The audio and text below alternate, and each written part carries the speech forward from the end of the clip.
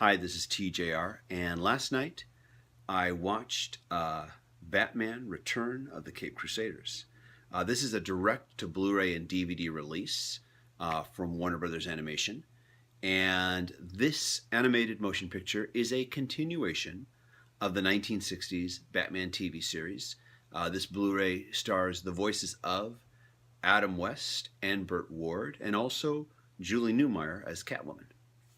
Now, I like The Dark Knight. I like the dark, gritty Batman of the comic books and motion pictures and animated series, animated films. But I also really enjoy the goofy, campy Batman of the 60s TV series. And so if you enjoy the 60s show, you are not going to be disappointed with this film. This film is a whole mess of fun. Now, the reason a continuation of the original series has never really been done before is because for a long time the rights to the TV series were in dispute. 20th Century Fox owned the TV show, but which was licensed at the time by DC Comics, which back then was just National Publications. As time went on, National became owned by Warner Brothers. And so now the rights to the character belong to Warner Brothers. And so you had two studios with different sets of rights. And so for a long time, those rights were in dispute. That's why there was never a commercial release of the TV series. That was finally all settled a few years ago. And we saw finally the release of the original TV series on Blu-ray and DVD. It had never, ever been commercially released before, not even on VHS. And so that opened the floodgates for Warner Brothers and DC Comics to do other projects based on the original series. Most notably was the Batman 66 comic book series, which also was a continuation of the original series. And this film takes a lot of cues from that series. It is true to the campy, goofy style of the show, but it also has the benefit of hindsight now, to where it can use the show as a vehicle to comment on the history of the character, to comment on the darker aspects of the character in a humorous way, and also to kind of go for maybe some little bit edgier humor that can be kind of seen two different ways. And the original series did that too. There was, as I rewatched the original series on Blu-ray, I was surprised at how much of the humor flew over my head as a kid, and how much of it now is like, oh my gosh, I can't believe they got away with that back then. And this film also does the same thing. It goes in places humorously that you're kind of surprised that it does, but then of course it should. And it is and it's done subtly enough that if a kid's watching, it's boom, going to go over their head pretty much. But you, the adult, will be able to laugh at it.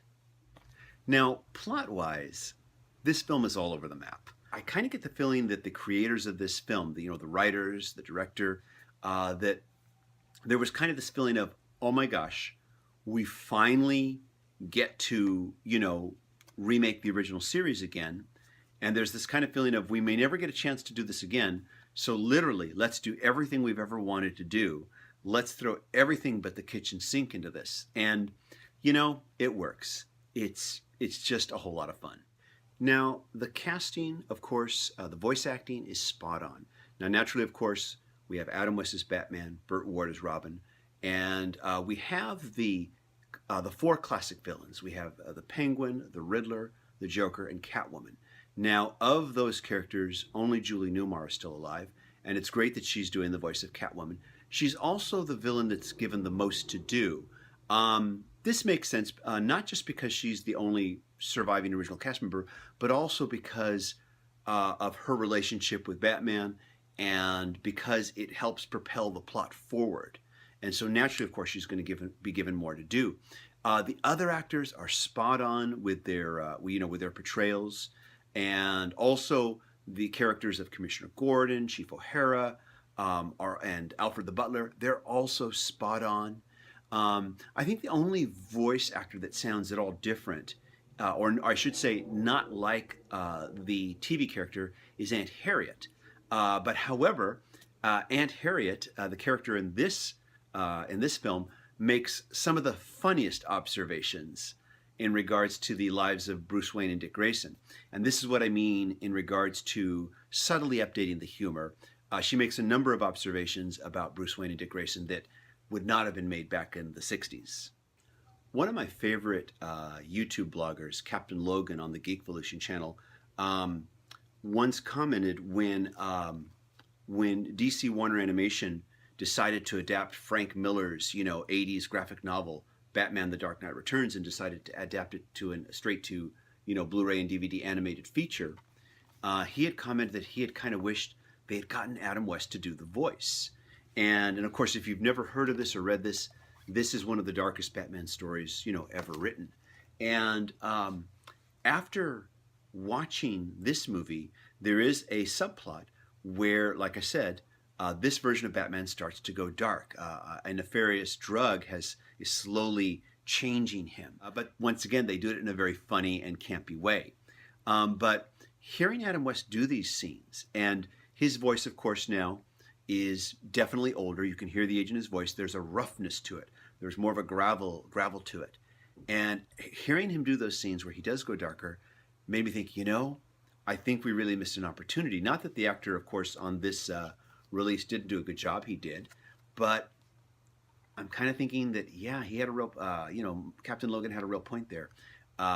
Hearing Adam West voice this story could have been really something. I want to take a moment to talk just a little bit about packaging.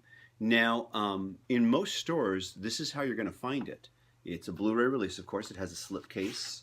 And, of course, this is being sold as a Blu-ray and DVD and digital HD combo pack, which I always appreciate when you can get all three formats at once. However, I purchased an edition that was being sold exclusively at Best Buy, which comes in this thicker box. And the reason for that is because, along with, of course, the Blu-ray DVD combo pack, you're also getting this little hardcover book.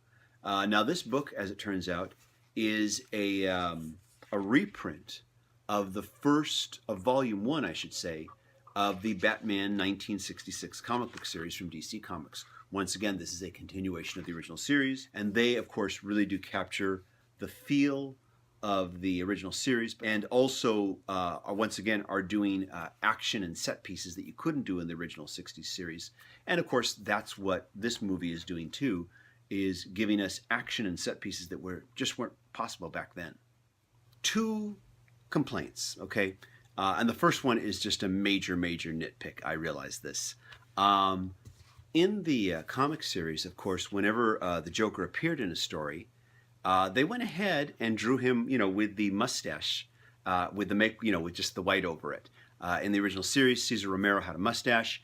He didn't want to shave off his mustache, so they just simply put a lot of white makeup over it, and you could see the mustache through the makeup. It just added to the silliness of the series. And so in the comic book series, when this came out, they drew him with the mustache over the makeup. And I thought that was a nice touch. It's suspiciously missing from the Joker in this film.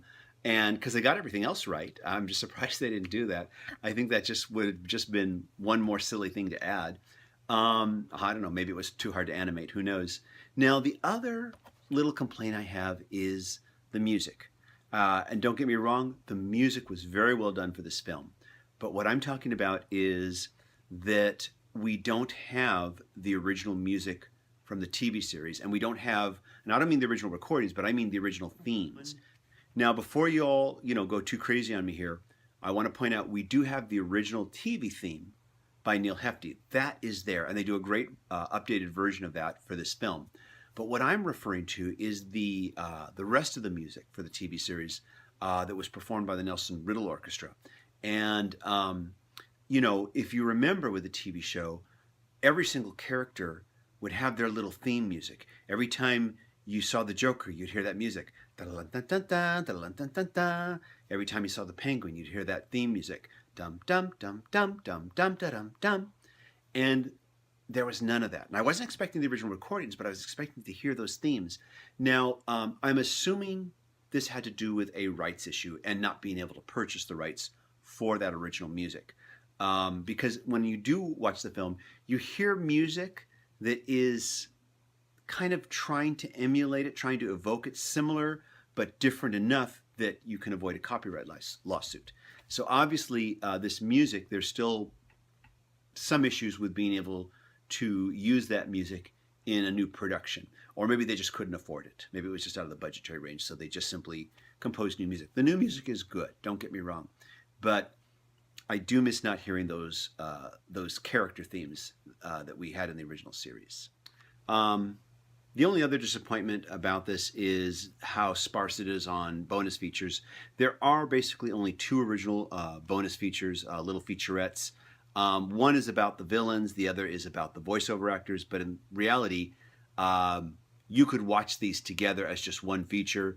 They're basically one feature about the voice actors cut into 2 segments is what it really looks like.